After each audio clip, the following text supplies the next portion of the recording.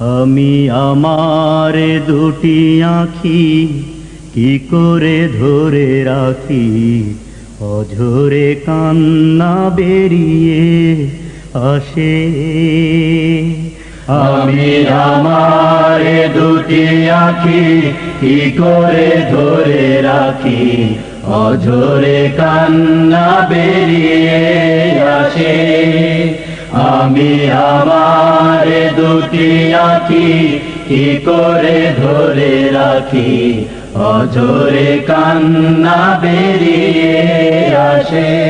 যখন মাসের পরে মাস পেরিয়ে, মাসের পরে মাস পেরিয়ে 15 আগস্ট আসে,